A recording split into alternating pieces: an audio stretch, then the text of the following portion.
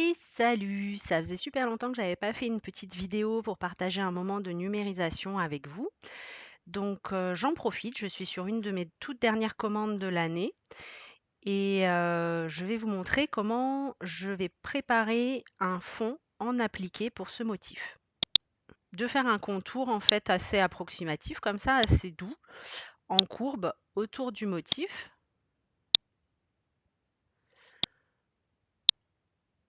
Et cette partie-là sera donc un appliqué en point bourdon. Je vais choisir un petit coton uni, ton sur ton en fait avec le peignoir bleu marine, mais simplement pour aplatir entre guillemets cette zone et pour contourner le problème des poils de serviettes de bain qui font pas toujours bon ménage avec les motifs. J'ai choisi ça aussi pour la solidité, puisque ça va être un peignoir enfant et que la broderie directement sur la serviette a tendance à faire plus de fils tirés, etc., que si on part sur un appliqué. J'ai créé une forme fermée. Je vais maintenant pouvoir la modifier. Donc, je décoche ici la couleur de fond. J'ai juste mon contour. Je mets déjà ce contour en bourdon sériel. Un bourdon de 3 mm, ce sera largement suffisant. Au-delà, ça va faire quelque chose de très très épais. Alors évidemment, je pourrais aussi choisir de partir sur un point d'appliqué en piqûre et ici un point d'appliqué, ça peut être assez sympa aussi. Je vais le mettre dans une couleur claire pour qu'on le voit bien. C'est vraiment le point d'appliqué classique comme on pourrait faire à la machine à coudre. C'est très très joli.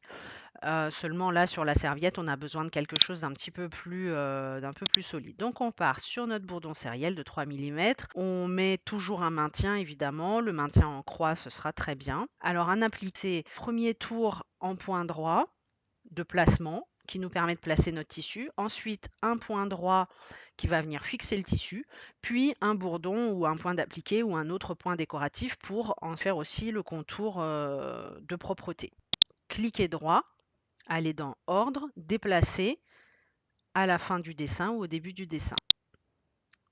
Donc ici, mon contour est venu se placer au début du dessin. On va commencer à zoomer dessus et à s'intéresser à ces paramètres. C'est là que je vais travailler avec l'outil éditer les points nodaux. Donc là, par défaut, tous ces points sont ce qu'on appelle des points lisses. Le point lisse a donc la particularité d'être, on va dire, mobile dans sa direction des deux côtés. En revanche, les deux lignes de direction vont toujours rester sur le même axe. Un point nodal angulaire va vous permettre de modifier l'axe de direction.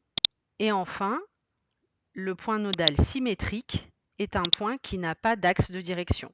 Le fait de placer un point nodal symétrique, puis un point nodal lisse ou un point nodal angulaire va également avoir une incidence puisque si j'ai un point symétrique puis un point nodal angulaire, ce point nodal angulaire n'a plus que une seule branche de direction. L'autre n'est déterminé que par la distance qui sépare le point nodal symétrique du point nodal angulaire. Donc à chaque fois, je fais clic droit pour pouvoir changer de type de point nodal. Ici, par exemple, si je me mets en point nodal angulaire, voilà, aplatir un petit peu. Alors, et sur un point nodal lisse, plus j'étire les branches, plus il va coller à cette direction. Vous voyez, ça vous permet vraiment de faire le moins de points nodaux possible, mais en maîtrisant très précisément la forme que vous voulez donner. Alors vous pouvez tirer sur les branches des points, mais vous pouvez aussi directement attraper en fait la ligne et la déplacer. Ici par exemple, donc on a un point nodal angulaire qui donne une direction, puis un point nodal lisse. Si je veux une belle pointe, il va falloir que je travaille bien la direction de mes deux branches de points angulaires. il arrive assez souvent, numérisation automatique ou autre, que vous ayez des absurdités. Vous pouvez très bien avoir ça. Eh ben, ne vous y trompez pas, ça peut être un vrai carnage à la broderie. Là, comme ça, sur l'aperçu, ça a l'air de rien, mais en fait, vous avez ici des très longs brins. C'est aussi ça les limites de la numérisation automatique. Peut-être que je vais plutôt préférer quand même mettre un point lisse et agrandir un petit peu les branches pour qu'ils contournent de façon plus harmonieuse la petite queue du paresseux.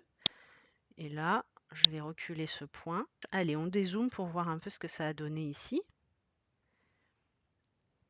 Cet endroit-là, précisément, pour moi, ça c'est, entre guillemets, une erreur de numérisation. C'est-à-dire que c'est quelque chose qui va être vraiment disgracieux brodé. Et donc là, on voit que par défaut, j'ai un point angulaire avec des toutes petites branches. Il faut déjà que je les attrape et que je regarde dans quel sens elles vont pour bien les mettre dans le bon sens. Exemple, si je mets cette branche ici, j'ai une erreur. Mes deux branches s'entrecroisent et on le voit ici, il y a un croisement.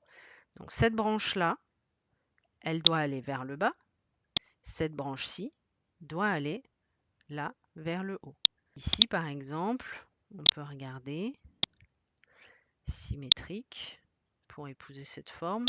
Ici, j'aurais peut-être dit presque angulaire pour venir ici créer une petite courbe. Vous voyez, en bougeant la branche, je vais créer une forme plus ou moins angulaire.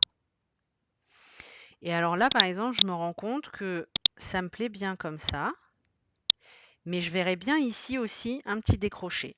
Alors, je me positionne entre ces deux points, je fais clic droit, ajouter un point nodal angulaire.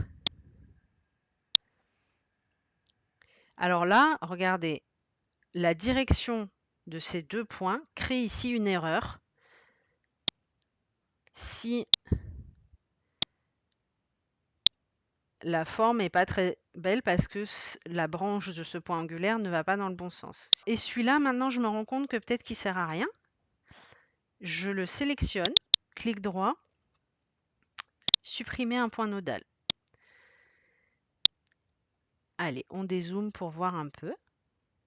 Maintenant, comment faire de ça un appli? Je vais en fait dupliquer cette forme 3 fois. Quand tu utilises la fonction dupliquer dans l'outil sélection, cela crée une copie exacte de cette forme sur place. Celle-ci, je vais en modifier les paramètres. Je vais la mettre en piqûre, point simple, longueur de point 3 mm. Je vais changer la couleur et je vais le mettre ici en premier. Ça, ce sera mon point droit de placement. Je vais toujours les mettre dans des couleurs différentes pour que n'importe quelle machine à broder s'arrête. Si vous utilisez des motifs de broderie de ce type sur des machines à broder multi-aiguilles, c'est à vous de penser à paramétrer des stops entre les étapes de broderie. Quand on utilise la fonction dupliquer, l'incidence de cela, c'est que si je modifie la forme d'un des motifs, son duplicata, entre guillemets, est également modifié. En revanche, si je modifie la taille, par exemple, je lui dis 50%, mais par contre, ils auront bien la même forme. Et encore une fois, si je viens remodifier sa forme, le petit là aussi, vous voyez, est mis à jour, entre guillemets, dans sa forme. Une fois qu'on a dupliqué des formes, touché à leurs paramètres, etc., on voudrait que chacun d'entre eux vive sa propre vie clone, détacher les objets clonés. Ça veut dire qu'à partir de ce moment-là, si je modifie la forme de l'un, ça ne modifie plus la forme de l'autre. Je vais pouvoir donc créer un et deux clones, mettant des couleurs totalement différentes pour tous. Ces deux-là en point droit et ils seront au tout début du dessin. Entre ce point droit et ce point droit, je vais retirer mon cadre et coller mon support tissu sur mon petit peignoir en serviette éponge. comme j'ai fait des duplicata, je suis bien certaine que tous ces points droits passent très exactement au milieu de mon point bourdon. J'ai sélectionné mes 3 contours, alignés, donc centrés verticalement et centrés horizontalement. Maintenant, je peux aussi les grouper. Si je les groupe, je ne peux plus éditer les points nodaux aussi facilement. Mais par contre, une fois que j'ai tout fini, j'ai tout intérêt à les grouper. Maintenant, ils ne se déplaceront que tous ensemble. Et c'est ça que je veux. Après, je peux quand même sélectionner la matrice et donc continuer mon travail.